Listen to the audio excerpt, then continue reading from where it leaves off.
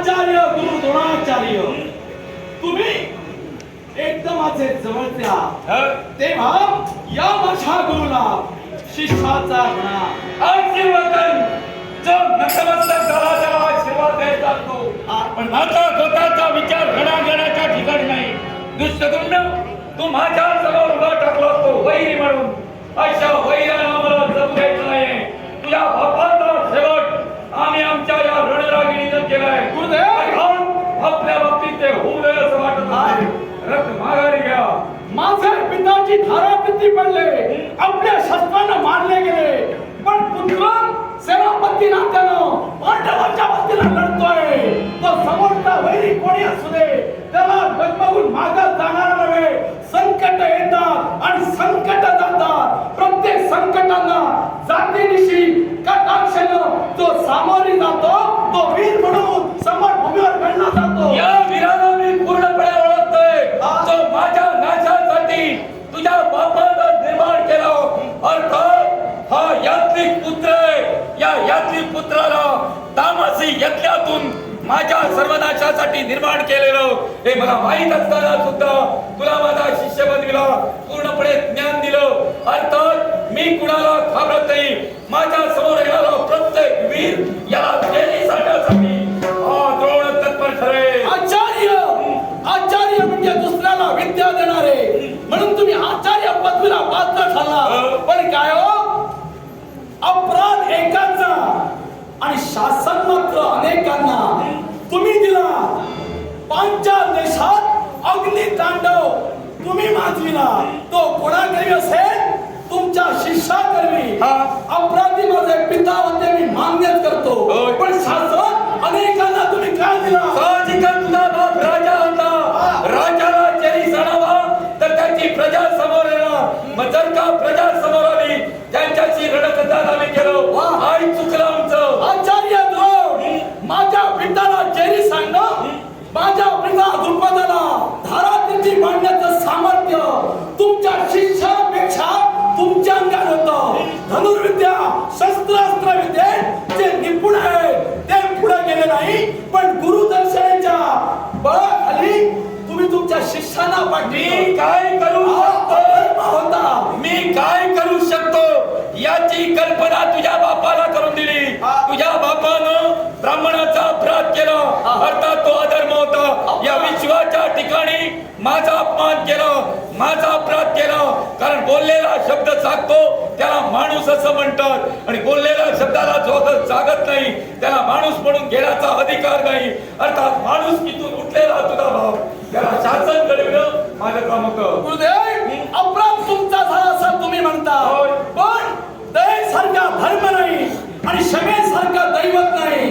ब्राह्मणांनी क्षमा करावी हा त्यांचा प्रभू त्यांचा असतो. मग क्षमा करणं सोडून तुम्ही त्यांना जाग विचारण्यासाठी गेला. ते सुद्धा कुणाला पाठविला? प्रथमतः शिष्यांना पाठविला. हा तुमचा धर्म नव्हे. एका अहंकाराला उत्तर तुम्ही अहंकाराला दिला. मग माझा पिता अहंकारी कसा तुम्ही संबोधता? क्षमाशील असेल त्याला सुद्धा राजकर्ता म्हणतात. आणि बोललेला शब्द सत्य करतो तो राजा या पदवीस पात्र ठरतो. या विश्वाच्या ठिकाणी ज्या हरिश्चंद्रानं स्वप्नाच्या ठिकाणी शब्द दिला आणि जागेपणी तो सत्य केला, तो राजाच होता ना. मग ज्यानं निद्रिस्त असताना स्वप्नाच्या ठिकाणी दिलेला शब्द जागृत अवस्थेत पूर्ण केला. मग तुझ्या बापानं जागृत असताना शब्द दिला, तो पूर्ण करताना तो काय झोपला? म्हणून मी म्हणालो, जे तुम्हाला दूध दिलं नाही ते निंदनीय आहे. माझ्या पिताचा अपराध होता, पण माझा उद्देश एकच आहे. अपराध जर एकानं केला, विनाश अनेकांचा होता कामा नये. कारण तुम्ही गुरु आहात, गुरु देवता समान आहे. हरिहर ब्रह्मादी ब्रह्मा विष्णू महेश एका गुरु सामावलेला आहे. भारद्वाज महाराजांचे पुत्र म्हणून जगविख्यात तुम्ही आहे. तुम्ही जिथं रणकंदान माजविला, शिष्यांना पाठविला, जेणेकरून काय झालं? माझ्या पित्यानं तुम्हाला दूध दिलं नाही, म्हणून तुमचा पुत्र दुधासाठी मी गेलो अश्वत्थामा रडू लागला. मी गोमातेसाठी गेलो होतो. अर्थात ती गोमाता मला दिली असती भेट म्हणून प्रश्न तिथं सुटणार होता. तुझ्या बापाजवळच काय कमी होतं. मी हेरविद्याच्या पूर्वाश्रमी मला दिलेला शब्द तो सत्य करू शकला नाही हे त्याचं पाप आहे.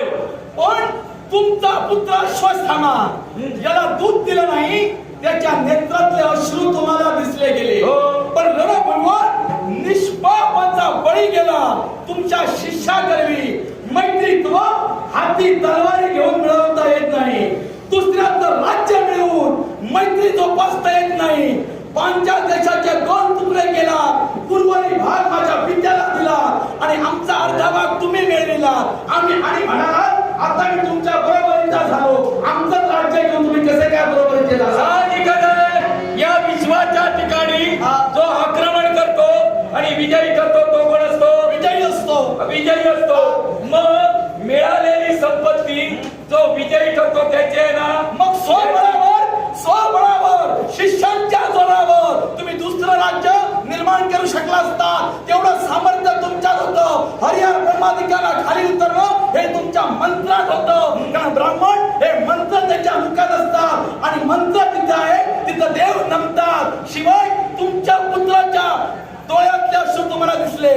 पण रणभूमीवर आंधळी वृद्ध स्त्री, ती आंधळी वृद्ध स्त्रीचा एकच पुत्र, पांचाल देशात आंधळ्या स्त्रीचा एकच पुत्र रणभूमीवर तुमच्या शिष्याकरवी मारला गेला. आणि ही वार्ता त्या आंधळ्या आईला कळाली.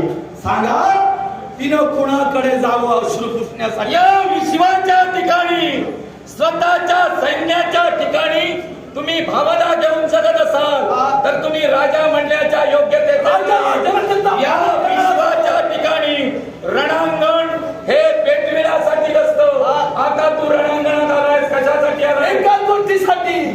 गुरुदेव तुम्ही माझे गुरु आहात, पण जिथं तुम्ही शत्रू पक्षात उभे आहात त्यांचं नेतृत्व तुम्ही करता, सेनापती तुम्ही आहात. आजचा 15वा दिवस एकदा सूर्य मावळे तुमच्या घातानं किंवा माझ्या घातानं हिंमत असेल स्वीकारले. दोन शत्रू पक्ष तुझ्या बापाचा माझ्या समोर उभा होता. मी माझ्या जीवनात कधी चुकीचा वागलो नाही. तुझा बाप वागलाय तो चुकीचा वागलाय. आता तुझा जन्म आहे तो माझ्या दासासाठी चुकीचा आहे. ज्यानं मैत्री जोपासावी तिथं हा मैत्रीचा अग्नी तुला पेटवलाय. आता हा विचविलाय.